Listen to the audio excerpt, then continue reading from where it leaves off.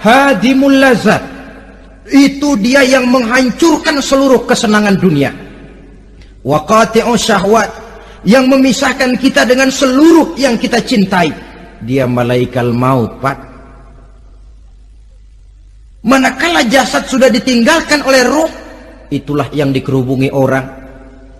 Anak menangis, istri menangis, orang tua bersedih, teman-teman merasa kehilangan, menangisi jasad. Diuruslah jasad kita, dimandikan sebagaimana mestinya, dikafankan dengan kain putih 3 lembar. Itu yang hendak kita bawa kembali ke tempat asal kita. Pakaian sutra, jas yang mereknya Switzerland wool, kain yang Samarinda, sepatu yang Belly atau Beltoni, jam tangan yang Rolex, kendaraan yang serba mewah. Tidak ada yang menyertai kita. Kain putih 3 lembar itu saja lagi. Demi setelah dikafankan, dibujurkan kita menghadap ke arah kiblat. Orang banyak pun datang menyolatkan kita dengan 4 takbir, diiringi dengan doa. Lalu upacara pelepasan, berangkat kita meninggalkan anak, istri, suami, kampung halaman, tanah air, bahkan alam dunia ini. Selamat tinggal alam dan seluruh isinya.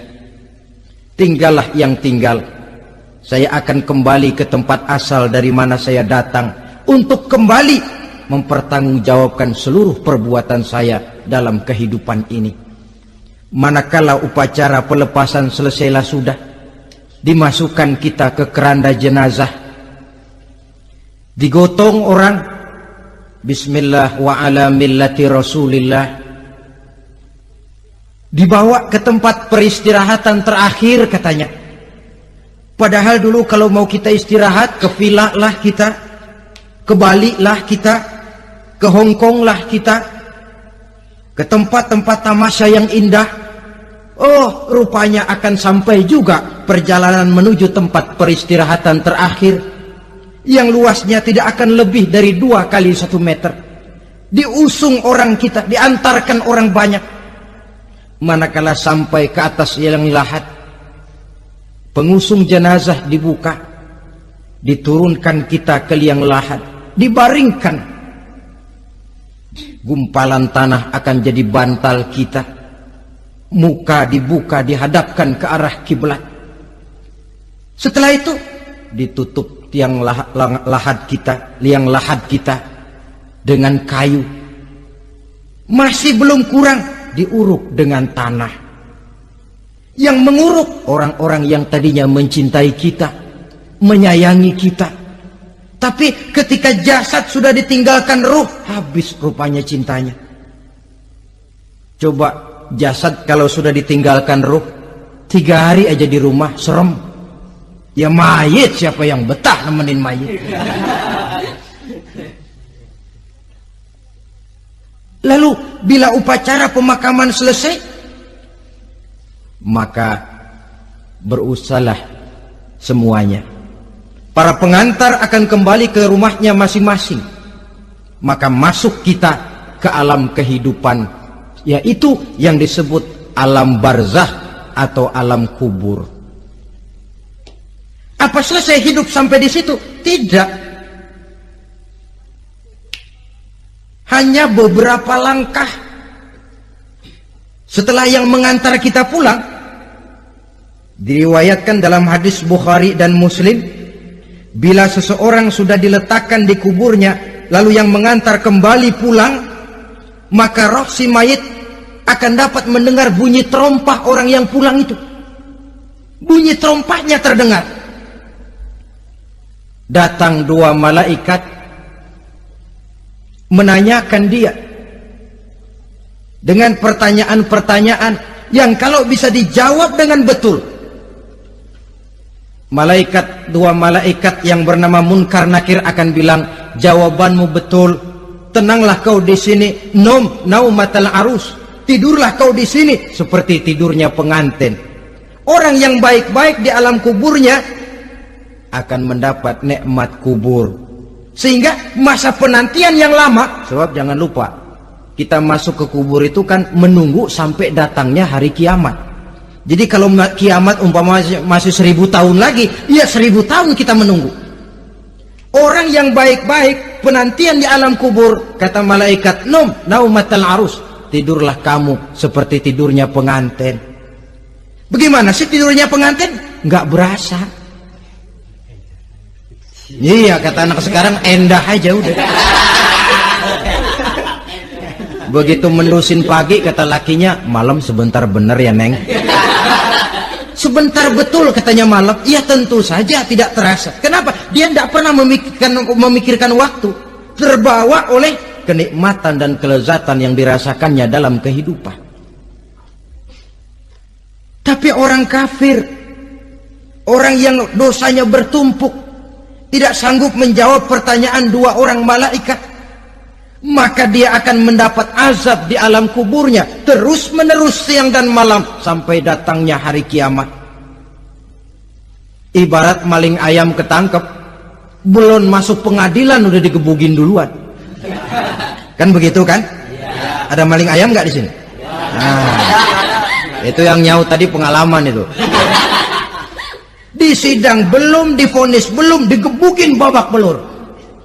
Saudara hadirin, maka alam kubur bisa merupakan raudhatun min riyadil jannah, taman di antara taman-taman surga, pun juga bisa merupakan hufratun min hufarin niran, menjadi liang daripada neraka. Ada lagi riwayat yang dari Imam Muslim yang diperoleh dari Zaid bin Sabit. Zaid bin Sabit cerita, satu hari kami bersama Rasulullah sallallahu alaihi wasallam berada dalam kebun kepunyaan Bani Najjar. Rasulullah sedang duduk di atas keledai. Tiba-tiba entah bagaimana itu keledai terkejut, kaget, berontak, hampir Rasulullah jatuh. Rasulullah kemudian bertanya, rupanya di kebun itu ada kuburan tua, 5 atau 4 kuburan. Rasulullah lalu bertanya, saudara-saudara, ada yang tahu nggak ini kuburan siapa? Nggak ada ya Rasulullah. Memang kenapa? Ini penghuni kuburnya lagi disiksa oleh Allah. Andai kata boleh saya mohon kepada Allah supaya kamu dengar seperti yang saya dengar, andai kata saja kamu kuat mendengarnya, saya pasti akan berdoa. Tapi sayang, saya yakin kamu pasti tidak akan kuat mendengar mereka mendapat azab di kuburnya. Hadis sahih riwayat Imam Muslim dari Zaid bin Sabit. Kehidupan di alam barzah. Pak, iya kalau yang matinya dikuburin. Lah kalau yang matinya diceburin ke laut, dibakar, di medan perang hilang gak ketahuan kemana jenazahnya. Saudara, hilang kek, dikubur kek, di dalam lautan direndam kek, itu kan cuma logika kita. Menurut Allah tidak ada perbedaan orang mati dikubur di dasar lautan, atau dibakar sampai jadi abu, atau gugur di medan perang tidak ketemu jenazahnya. Entah mereka tetap masuk ke alam barzah namanya. Jasad boleh hancur, tapi roh sebagai sumber kehidupan, pusat kesadaran dan pengertian, dia tetap ada, mengalami kebahagiaan dan kegembiraan, atau mengalami kepedihan dan penderitaan, bergantung kepada amalan yang kita lakukan dalam kehidupan di dunia ini. Maka dalam Yasin tadi kan jelas, qul yuhyiha alladzi ansha'aha awwala marrah, yang menghidupkan mereka yang dikubur di dasar lautan, mereka yang dibakar sampai jadi abu, yang akan menghidupkan ialah Allah yang menciptakan mereka dulu pertama kalinya. Jadi kalau sudah ada aslinya, ya tentu tidak perlu contoh lagi, akan sangat mudah membuatnya.